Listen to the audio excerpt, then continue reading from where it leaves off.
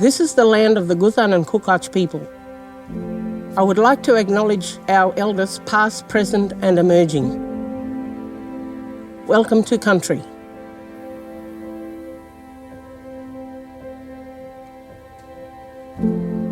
I was born in Inkerman Station. I grew up in Normanton. I was born in Germany, in Bremen, but I came here in 1953. My mother and father were working on a station about 200k out of Normanton, and all 5 of us in our family were reared in this district around here. I've come to Karumba 30 years ago. That's where I said I'd retire.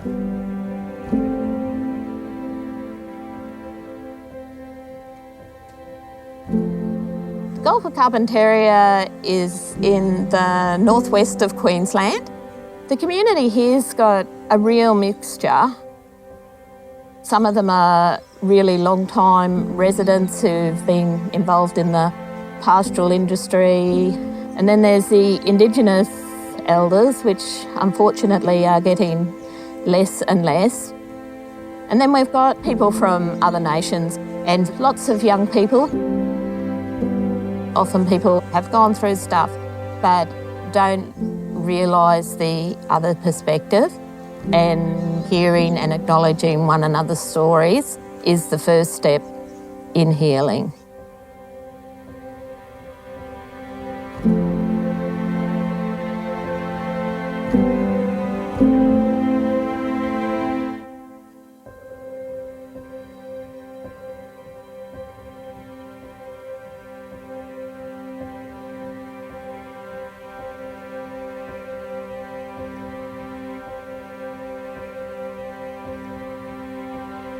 You know how we all get excited when you see a falling star? She said, that's how it happened. They couldn't pronounce like falling. They couldn't, the F. They said, oh, balling down, look. So Mum, or whoever gave me that name, was that, balling down. All our ancestors, they've got seasonal names. Our mother was Barlowink, means the 3 rivers out there. 3 rivers in our country. People would say, oh, you're going to lead it, you're not from here.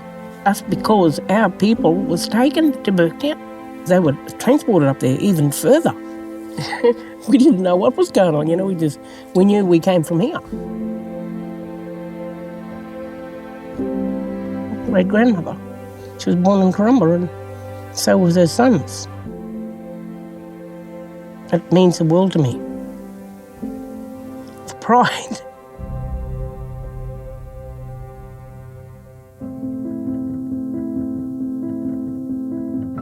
It was 1971 when we came to Karumba. There was a wharf, Keppel's Wharf it was at the time. There was some prawning industry started over there on the point. There was nothing, it was just sand, like a big sand dune. So we moved the caravan onto the beach. All the other professional fishermen with their family, they turned up as well. It was like Caravan City. We bought building material, so we built this house. The only thing we couldn't bring in on the back of a trailer was the roofing iron. And we had to order that, and then it'd take weeks to come here because trucks were pretty unreliable then. And we spent a few days building the house, then out fishing again.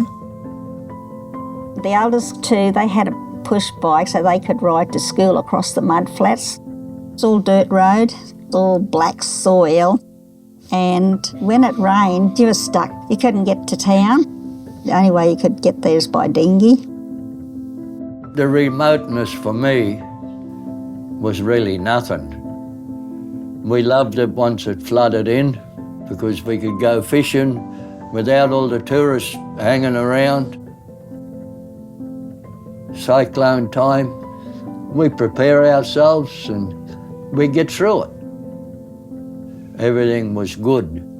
When you live here, you prepare yourself for all that.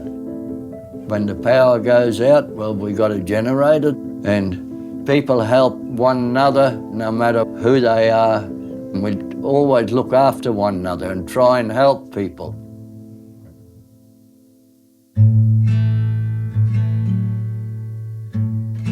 White people used to run this station right up till 82. And then we took over the place then.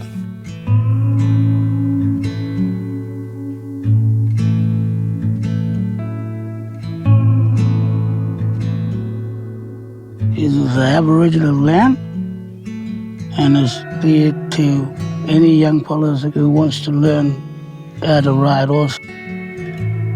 And Dalla is the best place here on the property. Best for us fishing, anything on the station, barramundis, turtle, wallaby, pigs, and all that.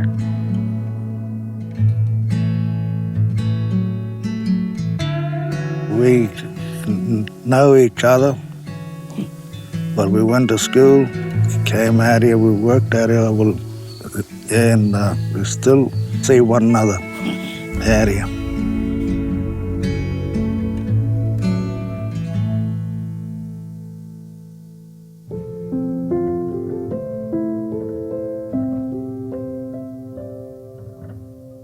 My mother was not so much in the stolen generation era, but she was fair-skinned, and Grandma used to get pea bush and burn it down and get the black charcoal and oil, fat, and rub her skin so she could hide from the policeman. Otherwise she would have been taken. But yeah, she was taken to Old Milgarra.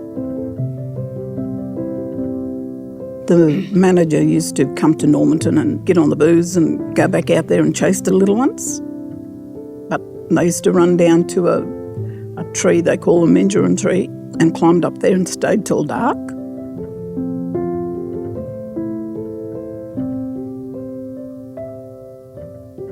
I was reared up out on the station, Strathmore Station, till my mum and dad thought, I'd like to have my kid educated.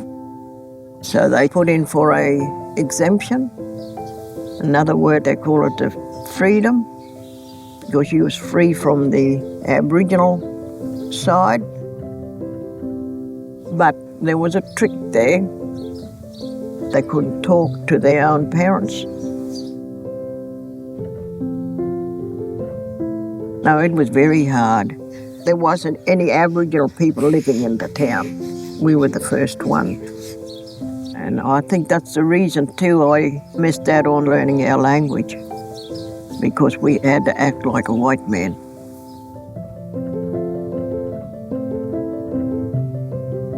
On the Normanton Reserve here, Indigenous families lived in 4 big sheds, and they're all lined up like concrete floors. We all kept in touch, but everyone was in their own little thing.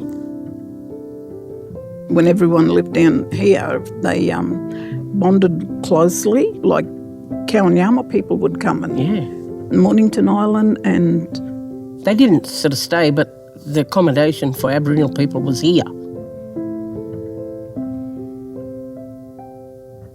I was about 10-year-old. My sister was 9. That's the first time we went to school. I only went to grade 3. So my mum and dad said, if you want to leave school, that's mean you got to go straight out to work. Took me a while to get a job, but my mother took in washing and ironing, and she started me off on that. So I moved on to the top pub, the National Hotel, Purple they call it now. And I've stayed there then. I've stayed there for over 10 years.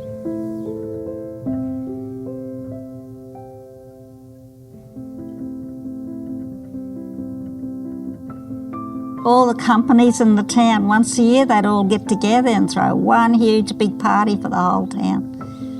It was Christmas. See, everything was good. Once Keppel's boats used to come in with prawns, someone would go down there with a carton of beer and swap it for prawns. But then that's how it was. We'd all gather round, bring our bread and butter or plate, and then the big boil would be full of prawns. We still got the boiler there. Beer kegs, eh? Yes, in those full days, of prawns, eh? those days are gone now.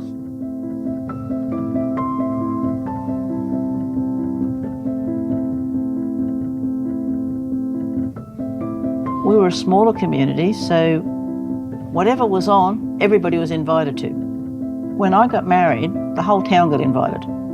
That was just the done thing. You supported everything, okay? Whether it was the rodeo or the races. We did have lots of races, and our older brothers used to come in from the station on back of trucks, and All cashed up. it was so good. And listen to them play guitar, and they used to have dances. I used to get up and do the twist. I was a Karumba girl. Just over here in this little, between these two little blocks here, I'd get in with the boys and they go, oh, wait, you're a girl. I'd be in there shaking my legs because I loved it. I met my husband here in Normanton, once or twice a month. Everybody went to the old bush dances. Local ladies, a couple of people here played the piano and danced away the night. All the girls in their beautiful frocks. Many a romance was made of the halls. The Aboriginal wasn't allowed to go into the hall. You could stand outside and watch, but you couldn't go inside.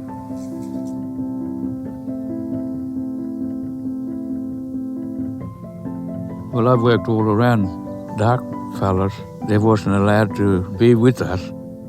We'd work in the same place. That's where they have their camp there and we'd keep camp here. And our cook used to cut their meal and they used to go out, sit down on the wood heap and sit down and eat the meal. Today it's different. We're all mingling, and the one that didn't like the Aboriginal, their children are married into the Aboriginal.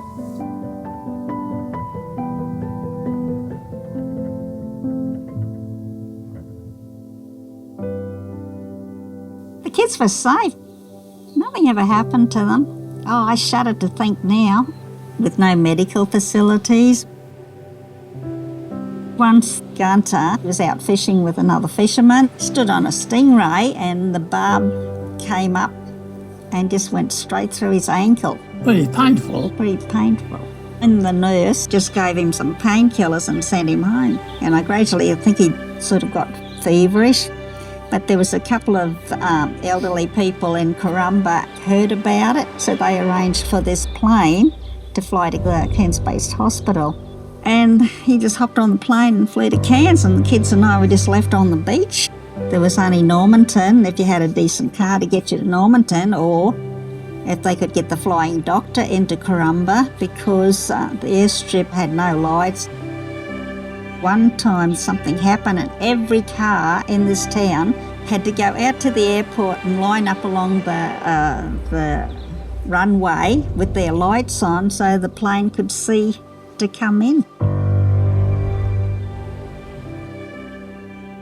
I was on a property outside Baduri. There was just me and my two little boys. My young fella drank kerosene, he's been sick, and I didn't know how to drive. And I thought, oh, what do I do?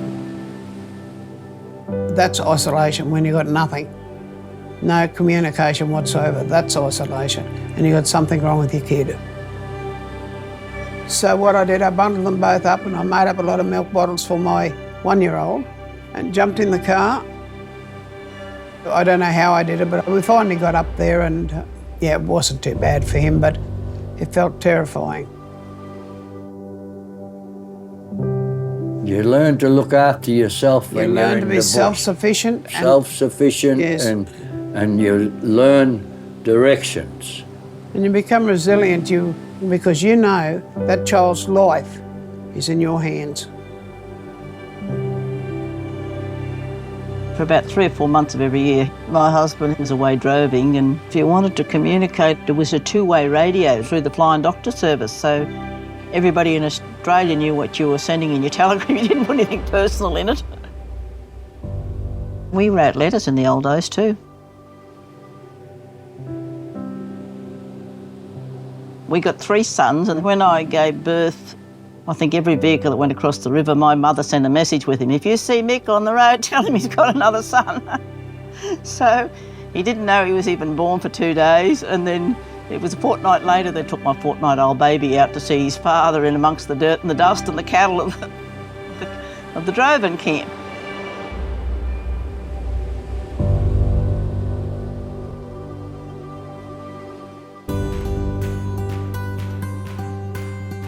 I'm trying to write a story about our fishing, and sometimes I just have to take a break away from it. It's still a bit raw, some of the things that happen. I always think what could have happened at that time. You know, you made some stupid mistakes and we're just lucky we got through it. One good thing here, a real good thing, as a community, we all learn and share from one another. It's just a common thing here. If anyone wants to come to somewhere that's nice and relaxing, good fishing and friendly people, this is the place to come to. Karumba's a great town, and Karumba kids are deadly kids.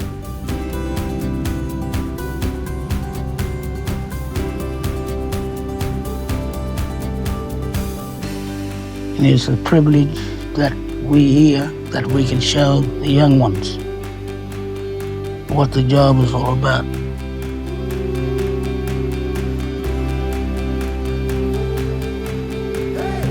I love this place because I was born and raised here. This station is our home for life, and there's no other place I would rather be on Della Downs.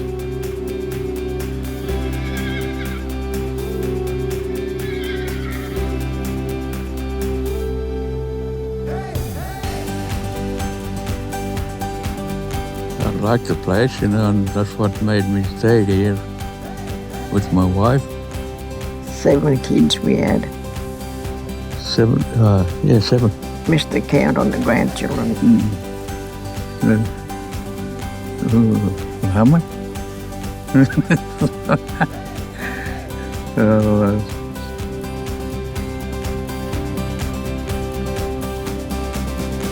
I've had lots of friends, black, white, whatever. They were all good friends. Even now, you know, I go back to Burketown and I'm welcomed there with open arms. Everybody's different, and everyone's got a different outlook on life.